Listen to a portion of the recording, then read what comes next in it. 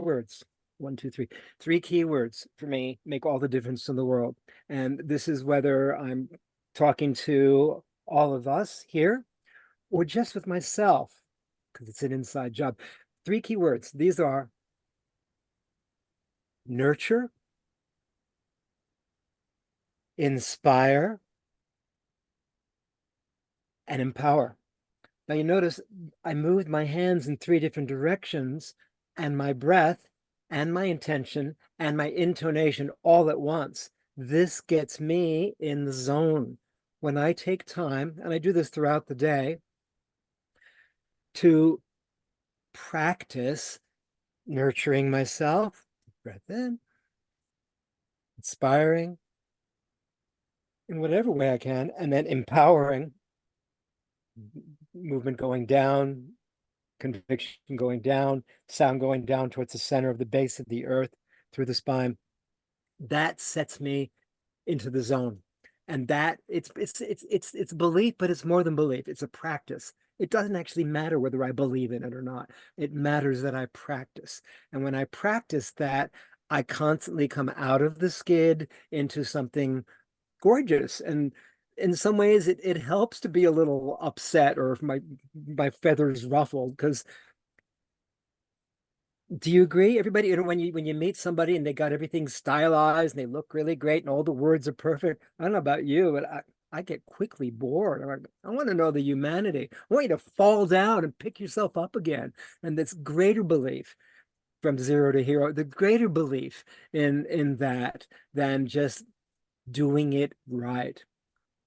Five sounds that I make every day, similarly. And this, I'm actually doing this throughout the day, almost all the time now when I'm not doing anything else, because it helps me focus my attention. And it's with the voice, and it's these sounds, we can do it together.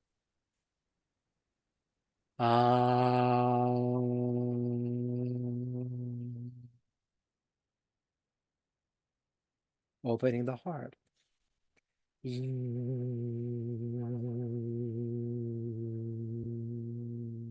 Opening the speech center. Ah, the I am presence going up to the heavens and down through the spine.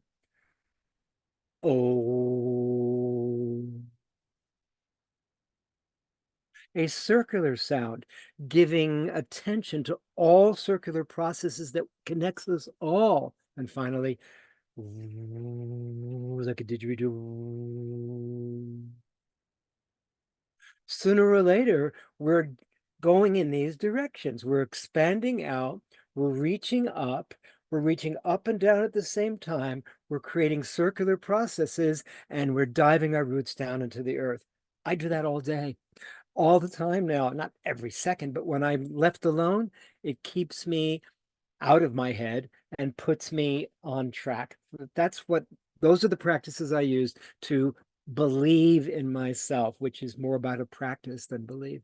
I love that. Is there, because I know you've got a great YouTube channel, do you have like a short video that takes people through those two practices that we could watch? Right now, no, because I'm not sure how to set it up with YouTube, but I just did it with you. That I Or don't I have to need show you. to just come back to this last few minutes of our video and do it again. It's This will really be very good. So the vowel sounds, you know, the ah, ah. the Let me explain it more e, carefully. Yeah, yeah, A-E-I-O-U. A-E-I-O-U. It's the simplest thing. You can't forget it. yeah. However, there's something I've added to this practice over the last 6 months that I'm happy to share with all of us. And that is, I used to just make the sounds to get into the zone, but then I remembered something. I remembered from the Course of Miracles that the Course of Miracles states there's either love or, on the other hand, fear. There's either love or a call for love.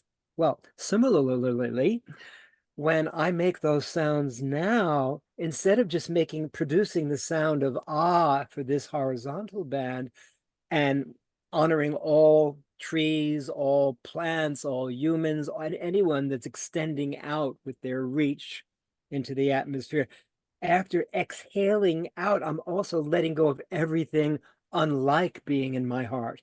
Then I breathe in afterwards to fill that, because a lot of us healers, practitioners, we're giving out, but we're not receiving. So this is a way of balancing that energy. So then breathe in, filling that band.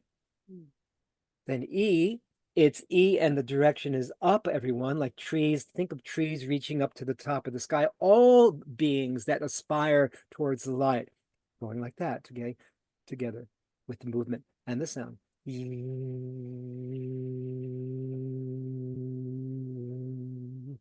And then breathing that in with the feeling of it's safe for me to share my voice, my music, my wisdom, my message, my with you. That's the second.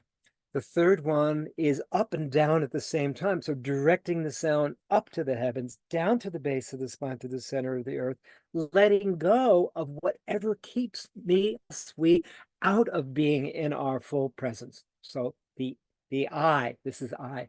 I. Then breathe that in. It's important to breathe that in, filling that inner core, speaking from that inner core, coming from that inner core, authenticity.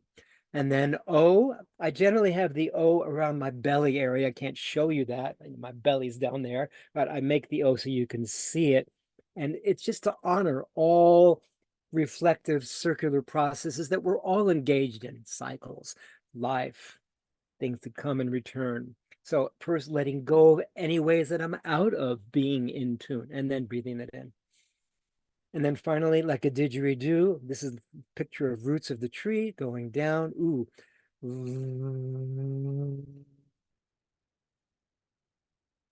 And then releasing everything that keeps we from being in our deepest trusting what I stand on, my firm, flexible foundation that supports me, and then breathing that in. So the breathing it in, Aideen, is as important as simply producing the sounds. It's letting go and then receiving for those five simple A, E, I, O, U. I do it all the time. That's beautiful. Wow. And I'm so glad that to finish our session today, that you've given us such a practical strategy for coming into that presence and to connecting with our own voices